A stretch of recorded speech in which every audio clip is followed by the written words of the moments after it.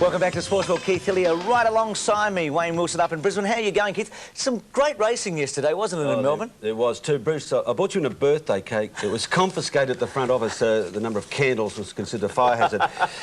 In Melbourne yesterday, Darren Gauci won at his first ride back. He has amassed 104 winners in Hong Kong over 3 seasons, and 2 doubles, poles apart. Teenager Vlad Jurek and old farmer Neville Wilson, who is older than you, Bruce. So great racing at Caulfield yesterday, and Jim Houlihan won the Moonee Valley Hurdle. It was a Moonee Valley hosted meeting. Yes, and so Neville must be somewhere between your age and mine. I won't ask your age, Wayne. I know you're a young fellow.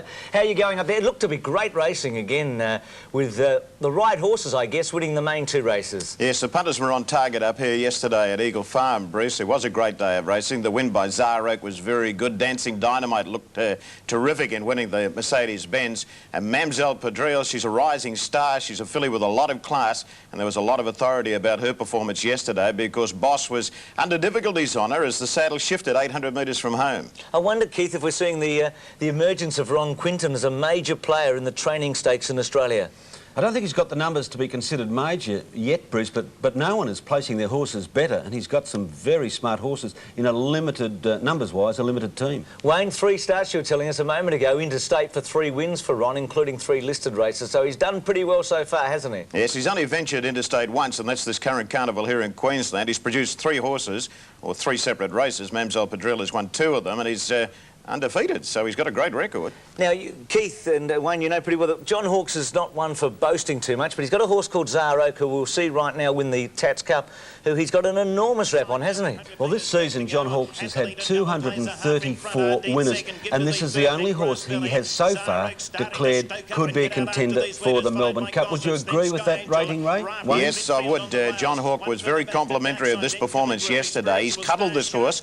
He didn't run him in the major races during the carnival here in Brisbane, more intent on just bringing him up towards the end of the carnival and giving him a nice grounding for the spring in Melbourne. There he is wide on the track as they straighten up, and bear in mind that he struck interference on the turn out of the straight, was pushed about 6 horses wide and then travelled 3 and 4 deep for the trip after that. But you can see him, he's a big loping sort of a horse. He goes to the leader Deed and just edges away the last little bit. He looks a real stayer in the making. He's overcome problems with him because he had a tendon problem as a young horse, but he is a stayer of the future and a terrific performance to win that race yesterday, boys. Just wondering out loud, Wayne, Desert Chill won your cup. He's a good horse. How would you compare the 2 of them? I know they've raced in different types of races, but would this fellow have an edge in class on Desert Chill? Very difficult to line the 2 up, Bruce, because Desert Chill is more seasoned than Zarek. Zarek probably lacks that maturity and race hardness, but I'm sure he's got the potential there, Zarek, to go to those big races in Melbourne during the spring. But Desert Chill is a very good stayer. Not much between them at the moment, I wouldn't think, but probably the potential is there with Zarek to go forward.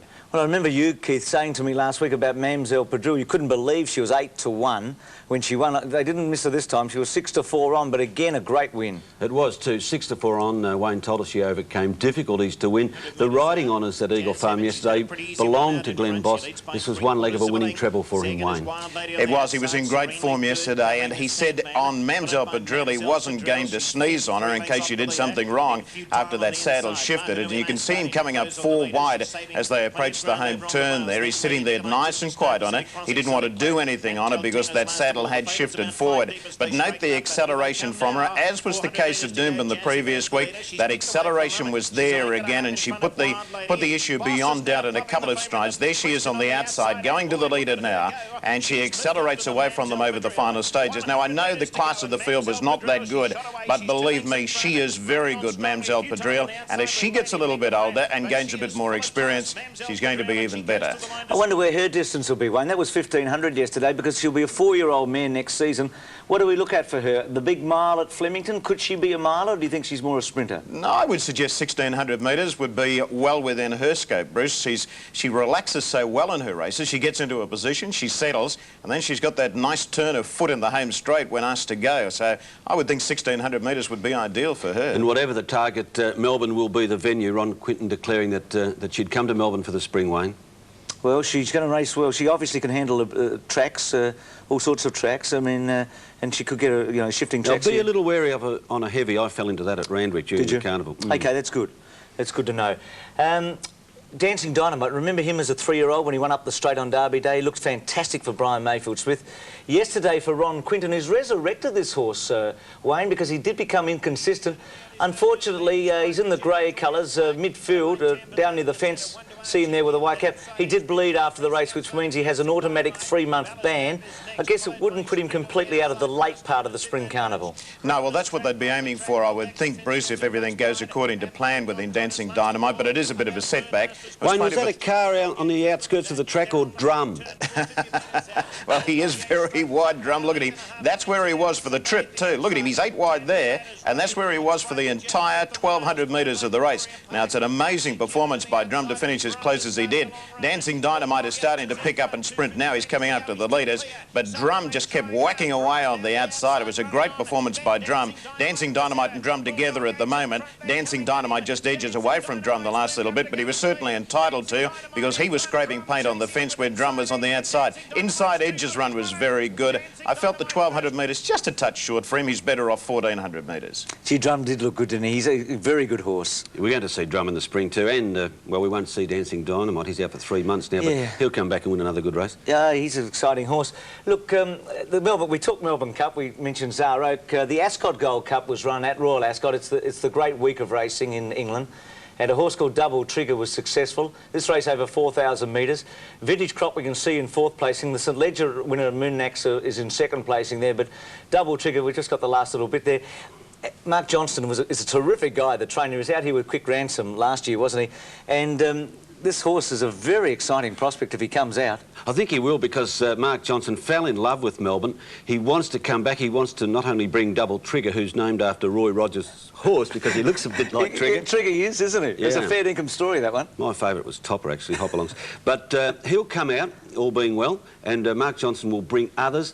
The other 2nd, 3rd and 4th place getters all will be entered for the Melbourne Cup. We're going to see a strong influx, surely. It's tremendous. Look, I was reading also during the week, Brazil now has a race worth £1.7 million. It's the 3rd richest race in the world, and Vintage Crop has been nominated for that race in August. It's a 1.5 miles on turf. So international racing is very exciting at the moment. The barriers are breaking down. Let's go back to that Ascot Gold Cup in money terms, Bruce. That to the winner was worth $250,000 Australian dollars. The Melbourne Cup's worth $2 million. It's a big difference, isn't it? Yeah, I guess the difference is that those horses are the great handicappers.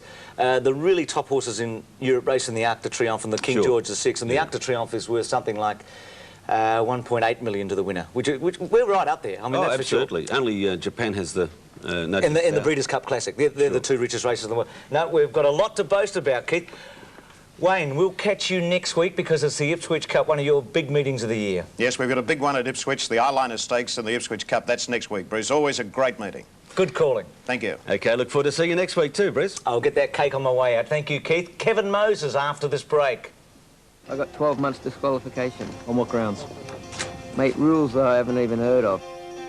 Before I went in, I was told that I was going to get it. So I more or less knew what was happening before I went in. The bridge